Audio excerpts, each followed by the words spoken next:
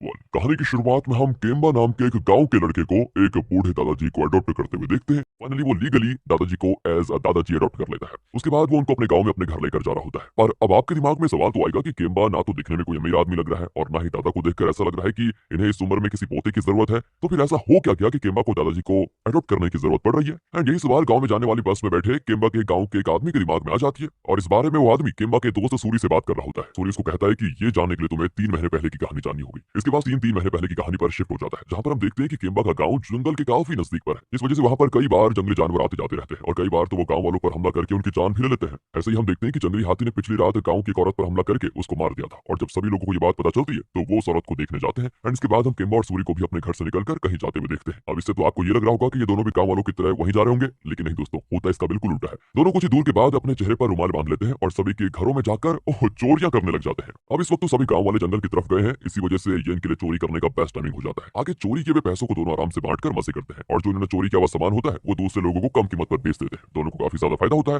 लेकिन जल्दी गांव वालों को इस बारे में पता चल जाता है और वो सभी दोनों को पकड़ के गांव के सरपंच के पास लेकर जाते हैं। लेकिन काफी देर सरपंच के घर के बाहर खड़े रहने के बाद भी सरपंच बाहर नहीं आता, जिस पर सूरी केम्बा से पूछता है कि यार सरपंच बाहर आने में इतना टाइम क्यों लगा रहा है। जवाब में केम्बा उसको बताता है कि अरे तुम्हें नहीं पता क्या, सरपंच सुबह उठते ही अपनी पत्नी की खातिरदारी में लग जाता है और अगर मेरी टाइमिंग सही है तो इस वक्त वो अपनी वाइफ के लिए चाय बना रहा होगा। और होता भी दोस्तों कुछ ऐसा ही है। तब सरपंच बाहर आता है और सभी उन्हें केम्बा और सूरी की चोरी वाली बात बताते हैं। एंड ये सुनने के बाद सरपंच कुछ देर सोचता है और कहता है कि दोनों को सजा मिलेगी। दोनों को 50-50 बार कान पकड़ के उठक बैठक करना होगा। ये तो बच्चों वाली पनिशमेंट होगी, चोरी करने पर भी यही पनिशमेंट, क्या सरपंच है यार। लेकिन वहां के लोग कहते हैं कि बस इतनी सी सजा। एंड ये सुनकर सरपंच कहता है कि ठीक है, बात तो तुम्हारी भी सही है, चलो 50 नहीं मैं इनको 100 बैठक करवाता हूँ। इतना कहकर सरपंच सभी को घर जाने के लिए कह देता है और दोनों के बैठकों को काउंट करने लग जाता है। एंड इसके बाद हमको पता चलता है कि सरपंच दोनों पर इतनी दया क्यों दिखा रहा है। असल में सरपंच की पत्नी बहुत ज्यादा उस पर कंट्रोल रख रही होती है और इस बात से परेशान होकर सरपंच एक दिन तांत्रिक के पास जाता है और अपनी प्रॉब्लम उसको बताता है, जिसके सोल्यूशन के तौर पर तांत्रिक उससे कहता है कि तुम्हें एक बूढ़ी औरत से नकली शादी करनी होगी, जिसके बाद मैं कुछ तंत्र मंत्र पढ़ूंगा और फिर तुम्हारी पत्नी हमेशा के लिए तुम्हारी बात सुनने लग जाएगी। सरपंच इस बात को मान जाता है और शादी करने के लिए पहुंच भी जाता है। लेकिन उस वक्त केम्बा और सूरी उसकी वीडियो रिकॉर्ड कर लेते हैं और उसी वक्त ये दोनों सरपंच को धमकी भी देते हैं कि हमारी बात मानो वरना सभी को यानी कि गांव वालों को ये वीडियो पहुंचा दी जाएगी। तो यही वजह होती है कि सरपंच हमेशा इनडायरेक्टली दोनों का साथ रहता है। आगे जब एक रात दूसरे गांव में बहुत बड़ा त्योहार होता है तो दोनों इसका फायदा उठाते हैं और मिलकर उस गांव में चोरी करने जाते हैं, जहां अनफॉर्चुनेटली जिस पहले घर के अंदर दोनों घुसते हैं ना, वहां एक लड़की होती है और वो मुल्तानी मिट्टी का पैक लगाकर आराम से चिल कर रही होती है। दोनों फिर उस घर के अंदर घुस जाते हैं और उस लड़की को देखते ही चाकू की नोक पर उसको पकड़ लेते हैं और उसे चुपचाप शांत रहने के लिए कहते हैं। इसी बीच होता यह है कि सूरी घर में सभी सामान पर हाथ फेर लेता है और फिर दोनों वहां से चुपचाप जाने लग जाते हैं। हालांकि दोनों ने मुल्तानी मिट्टी के पैक की वजह से उसका चेहरा नहीं देखा था। इसके बाद वो लड़की उन्हें सजेस्ट करती है कि आप दोनों ऐसा कीजिए, घर के पीछे के रास्ते से चले जाइए वरना आगे से अगर कोई आएगा तो आप दोनों को पकड़ लिया जाएगा। अब ये दोनों सोचते हैं कि वाह यार, ये तो हमारी हेल्प कर रही है और दोनों खुशी खुशी पीछे के रास्ते निकल जाते हैं। लेकिन जल्दी हमको पता चलता है कि ये तो बस उस लड़की का ट्रैप था। असल में पीछे से कोई बाहर जाने का रास्ता ही नहीं है और बस बहुत बड़ी बड़ी दीवारें हैं वहां पर, उसे तो आमतौर पर कोई पार ही नहीं कर सकेगा। तो दोस्तों इस तरह ये दोनों ट्रैप में फंस जाते हैं। एंड तब तक वो लड़की वो दरवाजा ही बंद कर देती है जिससे उनको बाहर आना था। जिसके बाद अगले दिन पुलिस आने तक दोनों वहीं पर रहते हैं और फिर दोनों को आराम से पकड़ लिया जाता है। उसी वक्त वो लड़की इनके सामने आती है और इस बार उसके चेहरे पर फेस पैक नहीं होता। आगे केम्बा उसको देखता है और बस हमारा हीरो यहीं पर फ्लैट। उसको पता चलता है कि लड़की का नाम बालामणि है और केम्बा बालामणि को प्यार करने लग जाता है। वैसे यहाँ से पुलिस इन दोनों को जेल भी लेकर जा रही होती है, लेकिन तभी बालामणि के पिता पुलिस ऑफिसर से कहते हैं देखो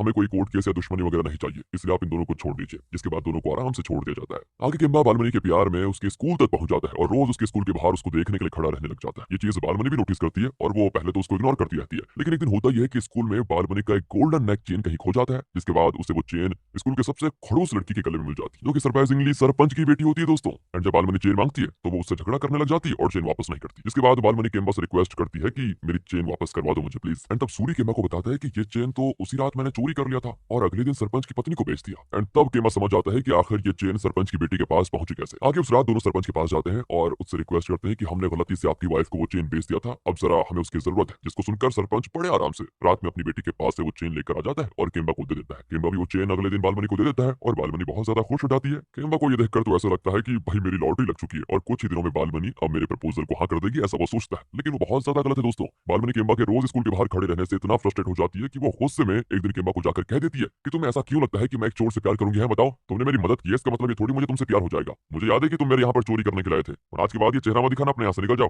बेचारा केम्बा उसके बाद उसका स्कूल के आसपास आना ही मना हो जाता है और वो कुछ दिन ही नोटिस करता है कि बालमणि स्कूल नहीं आ रही है। जिसके बाद उसको पता चलता है कि बालमणि अपने दोस्तों के साथ एक ओल्ड एज होम गई है और वहां पर वो बूढ़े लोगों की सेवा कर रहे हैं। ये सुनते केम्बा भी सूरी के साथ ओल्ड एज होम पहुंच जाता है और वहां दोनों को एक काम भी मिल जाता है। वो होता है ओल्ड एज होम को पेंट करने का, जिससे केम्बा कुछ दिन ओल्ड एज होम में रह पाएगा और बालमणि को देख पाएगा। लेकिन केम्बा भी बड़ा सख्त लौंडा है यार। ओल्ड एज होम में वो जब भी बालमणि को देखता है वो या तो वहां से उठकर चला जाता है या अपना चेहरा दूसरी तरफ कर लेता है। अब इससे बालमणि ये सोचने लग जाती है कि शायद मैंने इस बेचारे को कुछ ज्यादा कह दिया, ये सुधरा हुआ लगता है। उसी दौरान हम ओल्ड एज होम में दादाजी को को देखते हैं जो कि असल में ऑर्फन है, यानी कि वो बचपन से अनाथ है और उनकी कोई फैमिली भी नहीं है। दादा को हमेशा यही चिंता रहती है कि उनके मरने के बाद उनके शरीर का क्या होगा, कोई उनके शरीर का अंतिम संस्कार कैसे करेगा। ये चिंता हमेशा दादाजी को सताती रहती है और इसी वजह से वो ओल्ड एज होम में किसी से बात भी नहीं करते और हमेशा दुखी रहते हैं। एंड ये चीज बालमनी नोटिस कर लेती है और वो उनका कुछ ज्यादा ही ख्याल रखने लग जाती है। उसी दौरान केम्बा को भी ये पता चल जाता है और वो गौर करता है कि ओल्ड एज होम का गार्ड दादा को कभी वहां बाहर नहीं जाने देता। जिसके बाद वो एक रात दादा को मूवी दिखाने के लिए चुपचाप उनको अपनी बाइक पर बिठाकर थिएटर लेकर जाता है, जहां दादा पहली बार बहुत इंजॉय करते हैं, जैसे कि कितने सालों के बाद उन्होंने ऐसे मोमेंट्स को जिया हो। एंड ये बात बालमनी को भी पता चल जाती है और वो ये जानकर काफी खुश होती है।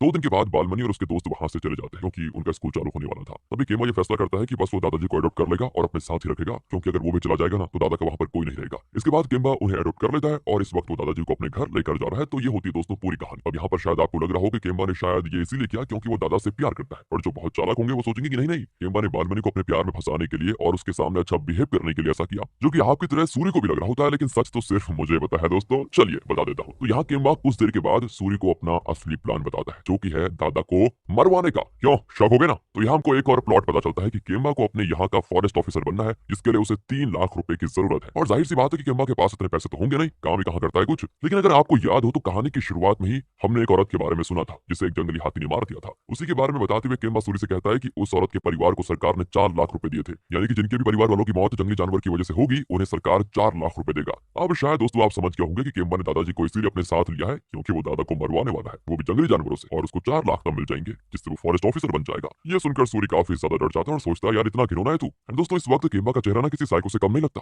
पहले तो मुझे लगा था ये थोड़ा कॉमेडियन है, लेकिन ये तो किलर निकला। पर इतनी जल्दी डरिए मत आप लोग, आगे इससे भी बड़ा सस्पेंस आपको मिल जाएगा। अब दोनों दादा को अपने घर लेकर जाते हैं और घर के नाम पर बस इनके पास एक छोटा भूसे से बना हुआ घर होता है, जिसको देखकर दादा मन ही मन कहता है हे भगवान, पोता नहीं दिया तब उतना दुख नहीं हुआ था जितना दुख इस कंगाल पोते के मिलने के बाद हो रहा है। और ये लाजमी भी है क्योंकि केम्बा और सूरी दोनों अकेले रहते हैं और उनका कोई परिवार भी नहीं है, तो कहां से उनके पास घर आ पाएगा। पर दूसरी तरफ दादा जैसे घर देखते हैं तो वहां से भागना शुरू कर देते हैं और अपने प्लान को फेल होता हुआ देखकर केम्बा दादा को रोक रोक कर उनसे रिक्वेस्ट करता है कि रुकिए, आप कहां जा रहे हैं, मैं घर की हालत पहले ठीक कर दूंगा। तब जाकर दादाजी रुकते हैं। अब रात में होता यह है कि दादाजी कहते हैं मुझे बिरयानी चाहिए, क्योंकि वो जिस ओल्ड एज होम से आए थे वहां तो उनको ऐसा ही खाना मिलता था। अब ना चाहते हुए भी केम्बा को उनके लिए बिरयानी लानी पड़ती है, और वो भी रोड साइड स्टॉल वाली बिरयानी नहीं, रेस्टोरेंट की बिरयानी चाहिए दादाजी को अपने, क्योंकि दादाजी रोड साइड वाली चीजें नहीं खाते।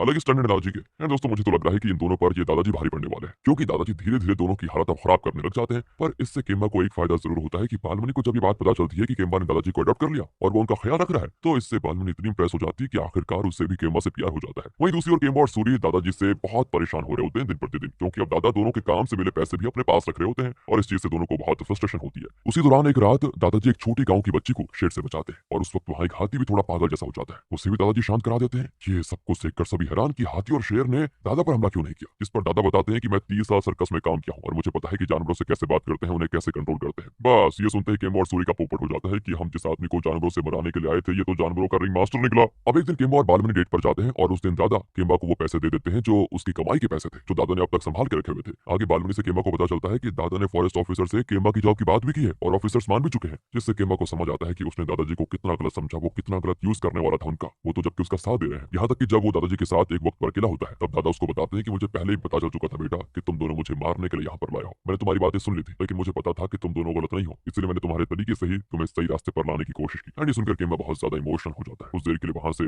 चला भी जाता है वो। आगे केम्बा शाम में घर लौटा है तो दादा को घर पर न पाकर वो सूरी से पूछता है कि दादा कहाँ पर है। तब सूरी कहता है कि दादा ड्रिंक करके टल्ले हो गए थे तो मैंने उनको जंगल में छोड़ दिया, यही तुम्हारा प्लान था ना, तुमने तो कहा था। केम्बा भागते हुए जंगल की तरफ जाता है और सूरी को गांव वालों को लेकर वहां पर आने के लिए कह देता है। जिसके बाद केम्बा जब जंगल में पहुंचता है तो देखता है दादा एक गड्ढे में बेहोश पड़े हैं और ढेरों जंगली हाथी उनकी तरफ है। उन्हीं में से एक हाथी केम्बा पर हमला कर देता है और वो उसको मारने वाला होता है कि तभी वहां पर गांव वाले आ जाते हैं और आग की मशाल केम्बा के सामने फेंक देते हैं, जिसकी मदद से केम्बा हाथी को डराकर अपनी जान बचा लेता है। तब सभी दादा को बचाने जाते हैं और किसी तरह हाथियों को वहां से भगाकर वो दादा को बचा भी लेते हैं। मूवी के एंडिंग सीन में हम देखते हैं कि इस हादसे को 1 साल बीत चुका है और अब केम्बा और बालमनी की शादी भी हो चुकी है, जहां दादा उनके साथ ही रहते हैं और पहले की तरह केम्बा और सूरी पर हुक्म भी चला रहे होते हैं। तब हमें मूवी में बहुत ही फनी सीन देखने को मिलता है, क्योंकि वहां पर पॉलिटिकल पार्टी ने जानवरों से मरने वाले लोगों के परिवार को 4 लाख के बदले 8 लाख रुपए देने का फैसला किया है। एंड ये सुनकर केम्बा और सूरी दोनों फिर से दादाजी की तरफ देखने लग जाते हैं कि शायद पहले वाला प्लान अब भी काम कर सकता है। तो अब इसलिए जो की तरह था और इसी के साथ